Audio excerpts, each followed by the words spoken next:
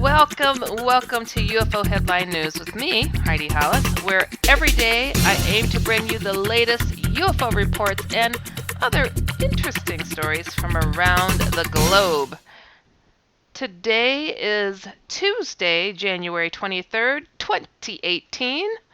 And on Fridays at 8 p.m. Central Standard Time, join me on my talk show, The Outlander, where I answer your emails, take your calls, and interview some extremely intriguing guests. Just go to irnchat.com to chat, interact, and listen live to The Outlander show. Blasting off with some highly cool UFO reports. The first one is a UFO sighting in Michigan. This is a blast from the UFO past. This occurred July 14th, 1980. In brief, the witness states, we were driving on motorway when this thing came up alongside of us and buzzed us for at least 3 minutes.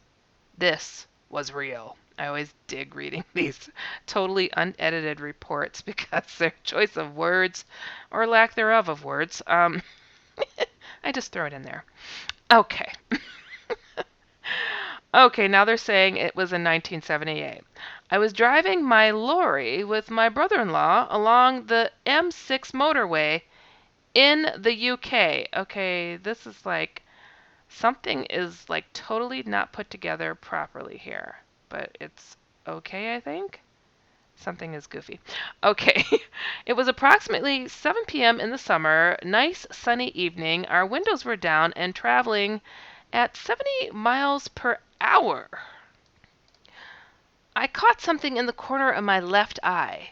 Something flickering through the trees approximately 10 feet off the ground. It then came right across the front of us. It was about 20 to 30 feet in the air. It was white and red in color. It took up the 3 lanes of the motorway.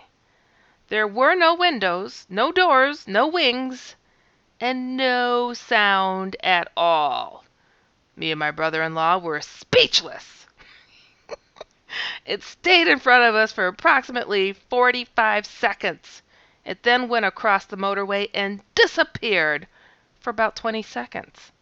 It then raised up and came back again in front of us, same height. It stayed in front of us for about 30 seconds, then took off at such a speed, heading north at 95 degrees. It was out of sight in just under 3 seconds. All this time we were driving at 70 miles per hour, and not once did we cross a road marking or lose speed. I hope someone takes me seriously because I've never spoke to anyone except my family and friends. I take you serious. That's pretty fascinating. The next UFO sighting, this happened in Derby, England. This is another UFO blast from the past. This occurred May 31st, 1985. In brief, the witness states a cigar-shaped craft hovering for 10 minutes, then vanishing into the clouds. I was 15 years old, walking home, when I heard a slight hum. As I looked up, I saw a cigar-shaped object in the sky. I couldn't say exactly how long it was or how far away, but it was hovering for about 10 minutes. Then suddenly vanished up into the clouds very fast. I told a few friends about it, but after some years, I began to think I imagined it until I saw your TV show and feel now it is time to report it. There's a TV show? I don't know who. Okay, anyways. Ooh-wee. Oh, we've got some more UFO blasts from the past. I like those. Those are always fascinating. They're always so deep. People have just simmered on it for years and I just love it. Okay. This occurred in Monterey County, California, April 15th, 1966. In brief, the witness states, Army platoon saw unidentified aircraft take off from hillside across canyon from Army base. Craft went off over Pacific Ocean, changed direction several times, and disappeared over water. See, I told you they're always really cool. That was just a brief description. In more detail, I was a member of an infantry training platoon at Fort Ord, California in April 1966. We were on a night land navigation exercise on a hillside on Fort Ord federal lands. And to the south below us was the road going east over to Salinas, and across the canyon was an adjacent mountainside that was at that time, I think, civilian public lands. It was between 7 or 8 p.m. when, without warning, a huge, brightly lit aerial craft took off from the adjacent deserted mountainside and startled everyone in my platoon who were witnessing this event. The distance across the canyon to the craft taken off was at least 1 mile.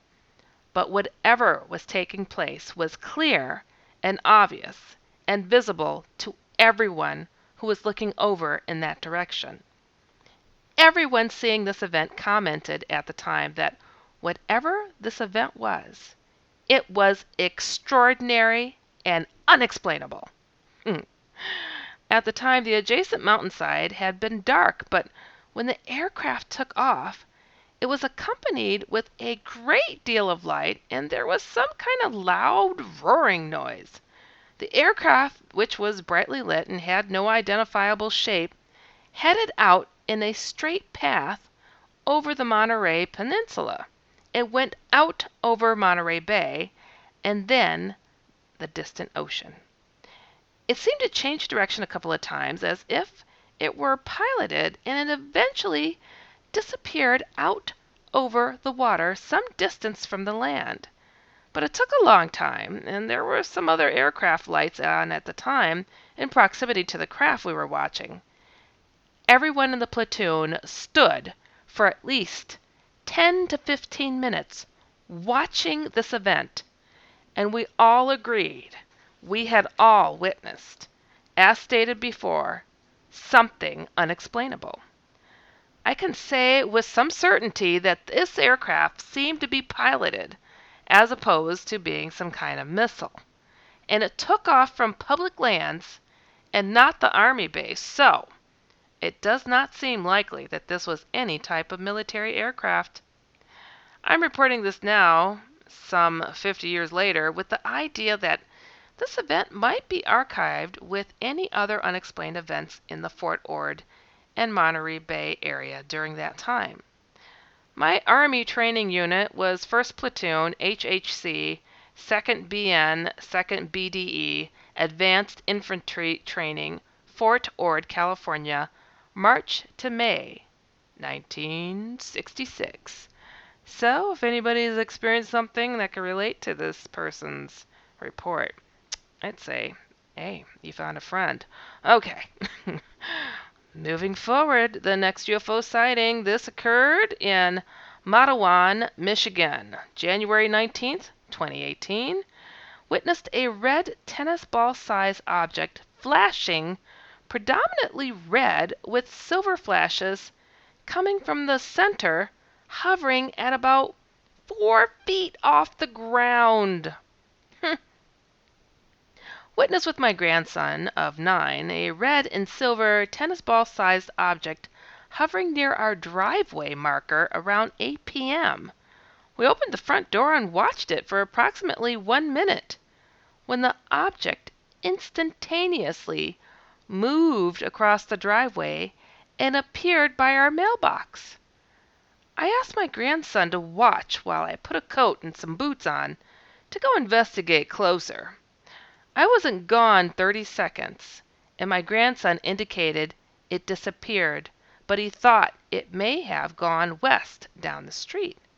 I exited the house and walked to the end of the driveway and could see the objects 2 houses down by the neighbor's mailbox. I approached, and when I got to our next-door neighbor's driveway, I yelled, "What are you doing?"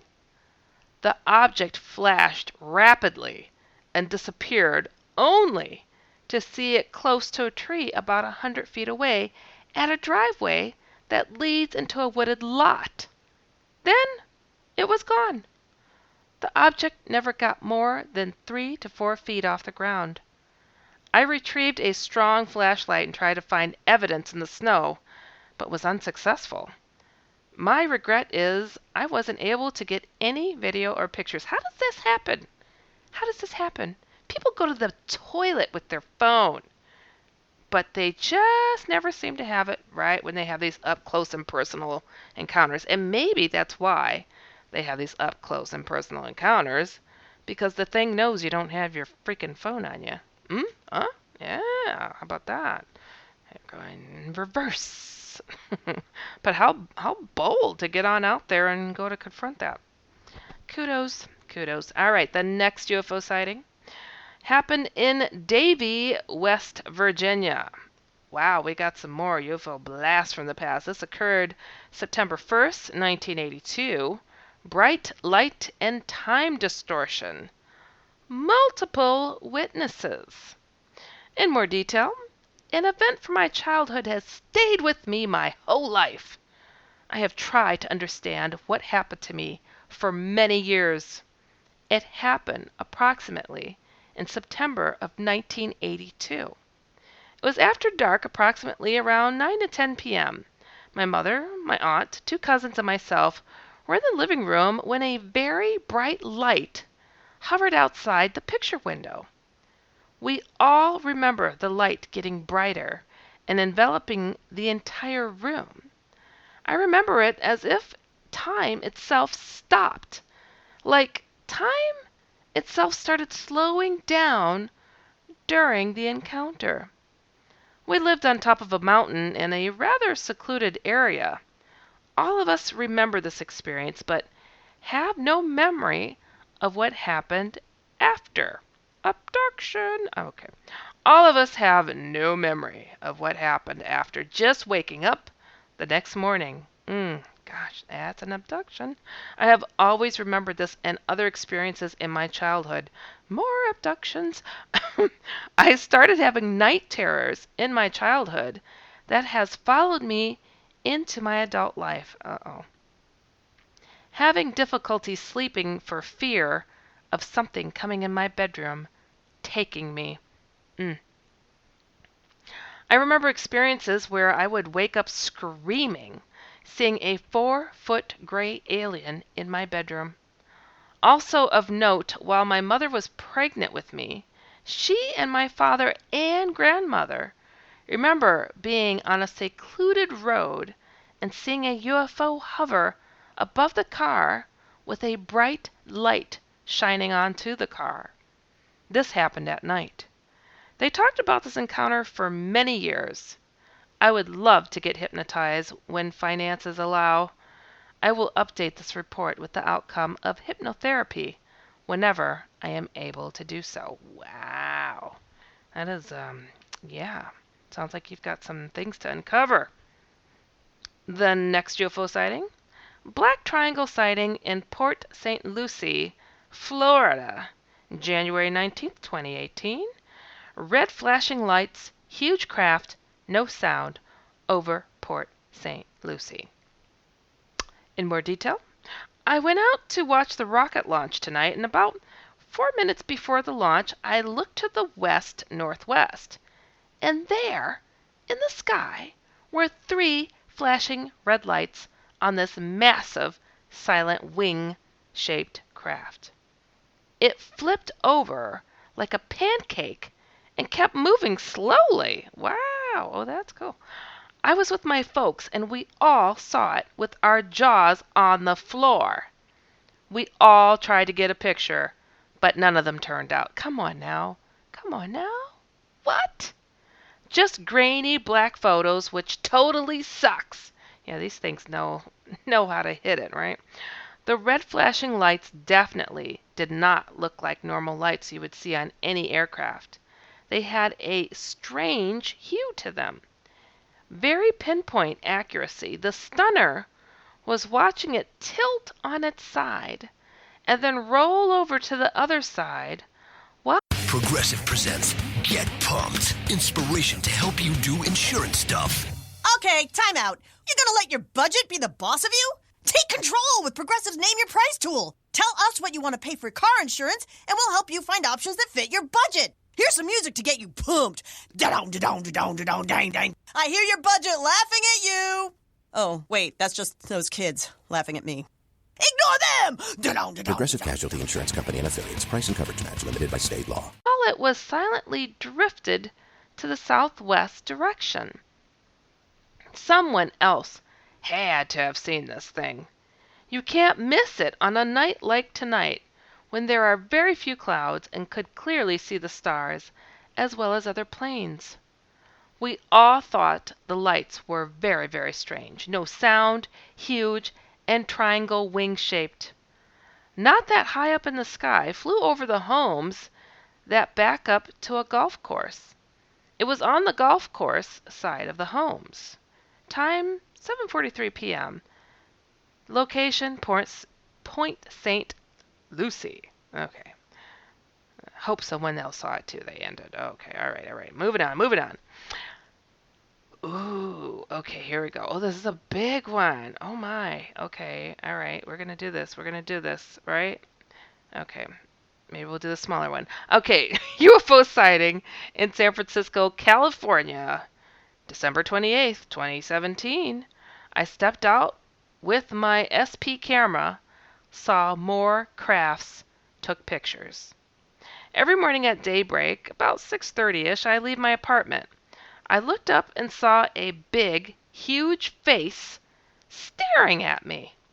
Well, it felt that way, but in all honesty, I think they were interested in City Hall government building. They hover over government buildings and make evil faces. What are we talking about here? They have destroyed government buildings in antiquity. There are religious pictures depicting this. They are not all disc-shaped. They come in a few different forms, boxy, multi-craft, hovering, blah, blah, blah, blah, blah, blah, blah. Strange way to explain this, but it is all true ever since I started writing about my home city. Okay. I think we're just going to skip that. That just sounded a little wacky. Yeah, I don't know. Just a feeling. Okay, this next one. UFO sighting in Brownsville, California. This occurred January 1st, 2017. Rectangular, mirror-like dark blue, square panels underneath. The lights, ramp, entities, abduction, willing, telepathic communication, returned less than 1 hour. Okay, that was the brief description. We're getting a lot of abductions here lately tonight, huh? All right. In more detail, the witness states this event followed case number 89604. Exactly 12 hours later, on December 31st, 7 p.m., witness saw, side by side, square lights of indeterminate distance straight overhead. They flared twice, slowly, with a pure white brilliance that lit up the whole yard, then vanished with the object stationary and silent. At 7 a.m., January 1st, 2018, witness emerged from physical body, passed through wall, up bedroom, and went northwest about 200 feet, then turned and faced southeast. At that point, witness observed deep, solid blue craft of strongly rectangular shape, corners slightly rounded, descend from 45 degrees above mobile home.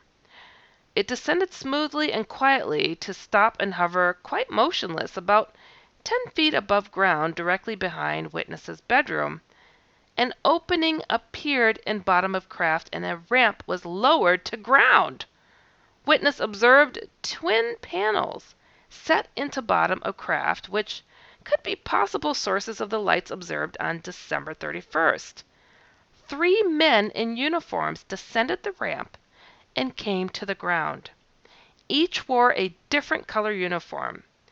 There was a person whom I thought might be a mechanic because his white uniform was fitted with pockets and loops all over, which could be from numerous tools, apparatus, or unfamiliar design.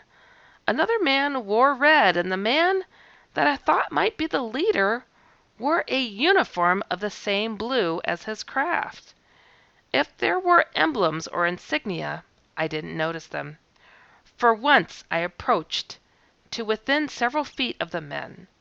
My eyes were captured by those in the men in the blue, and I remained directly under his mental control for the remainder of the experience. All three men had golden hair, worn somewhat short but not severe. The leader's hair was very curly. His eyes were a sort of purple violet, and the pupils were not really round, somewhere between round and diamond shaped. They stood tall and muscular. Under the leader's control, I nonetheless went willing up into their craft. The inside was compact, but not cramped, filled with screens, especially I saw very little in the way of controls, but the screens responded to touch and also to direct mind control. Wow, okay. I was seated facing the leader, and he never broke eye contact. He was very kind and intuitive. I think that he knew me better than I know myself. His voice was strong and colorful, but I heard it only in my mind. I spoke back in the same manner. We rose up in the sky, but stayed within a few hundred feet of the ground. I could see the ground clearly below. Even the floor could be made transparent, or perhaps it doubled as another viewing screen. We traveled in a circle above three of the neighboring roads for perhaps a half hour.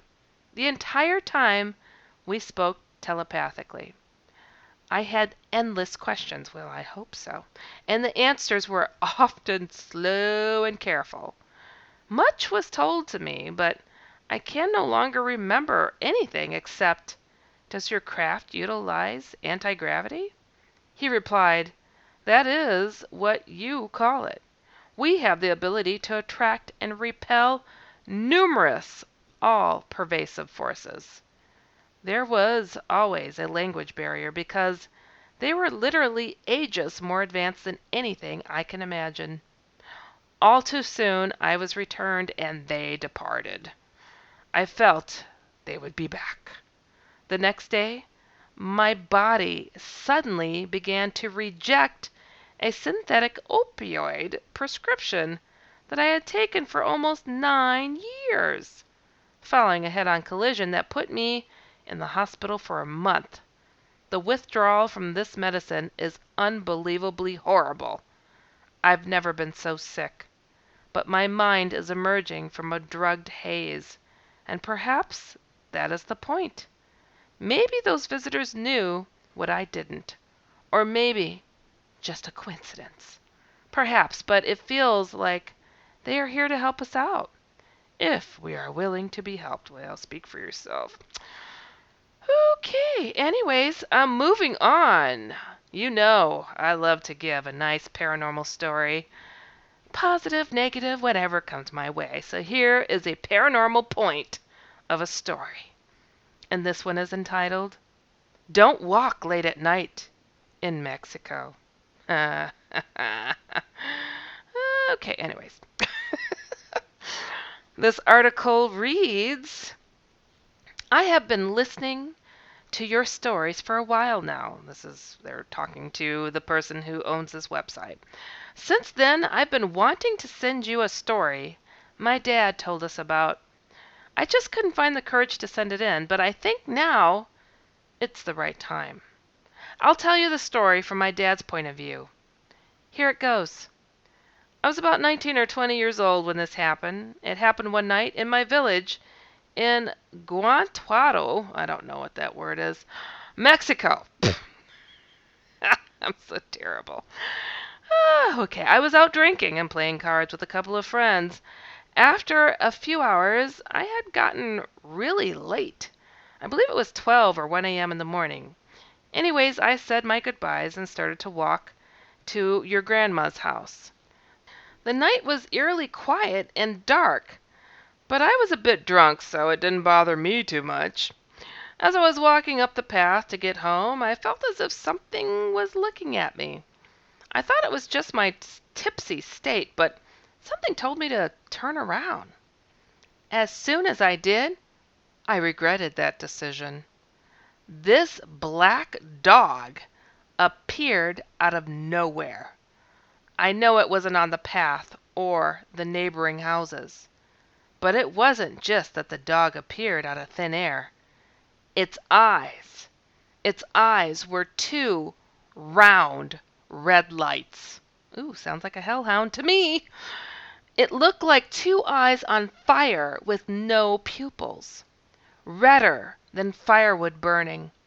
It stood there frozen, trying to comprehend what I'm seeing. But as my eyes started to look down to its feet, my heart skipped a beat and my eyes almost bulged out of my head. The dog was floating in mid-air. Ugh. Where its legs were supposed to be, there was nothing. Kind of like an incomplete picture someone didn't finish. I was trying to figure out what the hell was in front of me. Just then the dog started growling. Its red eyes locked on me. I panicked, and I started to run home. The path was on a steep, rocky hill. I don't know how, but I ran and didn't trip. Well, you're not like in the movies. Cool. I could hear his paws running on the path. Oh, heck no. But like I said, that dog was floating midair. How could I hear his steps? I could hear him growling and barking at me. I just kept running, hoping it wouldn't catch up to me. I reached the gate, swung open the door, closed it, and ran to my room. My heart was racing and I was tired from running. I sat there thinking, what the hell just chased me? It couldn't be a normal dog. Dogs don't have red circles for eyes with no pupils, much less float midair and have no feet. After some thinking, I decided to sleep and put it behind me. The next morning, I talked to your grandma about it. Hesitant, she told me most likely it was the devil in dog form. It tends to take different forms to roam the earth, looking for mischievous people roaming the nights. If he caught up to you, he would take you to hell for all of eternity. Ooh-wee. Needless to say, I reevaluated my life choices up to then. I decided then and there to change. I stopped gambling, drinking out late, and getting drunk. Not to mention, a few years later, I would marry your mom. My dad had always been a serious but loving dad, but when he told us this story, we 100% believed him. Why would he lie about something like this? I could see the fear in his eyes when he told us this story. He's a brave, strong man, so to see him act that way was surprising. To this day, he still finds it hard to believe what he saw that night. Was it really the devil in dog form? Was he just drunk? Did he imagine the whole incident? I'm telling you this story not to scare you, but to give you a warning. Remember that there are things that creep at night. It's not just bad people that will try to find a victim. The devil might be roaming the nights for its next victim. Be careful if you find yourself in Mexico at night. Taking a midnight stroll in the moonlight, there just might be a pair of red glowing eyes staring at you, staring you down. Woo! Wow, that was a little bit wicked. Wow. Well, I do know shadow people take on the form of demon dogs, the red glowing eyes and all. Some people call them hellhounds. So, anyways, I have to tell you guys, thank you for listening to UFO Headline News with me, Heidi Hollis, and be sure to check out UFOHeadlineNews.com every single day. And also tune in to the Outlander Fridays, 8 p.m. Central Standard Time, and catch my paranormal comic strip, The Outlanders, at theoutlanderscomic.com. Direct links can be found everywhere on InceptionRadioNetwork.com and HeidiHollis.com. And remember, if you've experienced something out of the ordinary and want some level-headed advice, or if you've seen a UFO and want to share, visit my main website, HeidiHollis.com, or just email me at dustoutlander@gmail.com. Remember always to keep an open mind so you can stay informed and inspired. Progressive presents Get Pumped. Inspiration to help you do insurance stuff. Okay, time out. You're gonna let your budget be the boss of you? Take control with Progressive's Name Your Price tool. Tell us what you want to pay for car insurance, and we'll help you find options that fit your budget. Here's some music to get you pumped. Da-dong, da-dong, da-dong, da-dong, dang, dang. I hear your budget laughing at you. Oh, wait, that's just those kids laughing at me. Ignore them! Da-dong, da-dong, Progressive da-dong. Casualty Insurance Company and affiliates. Price and coverage match limited.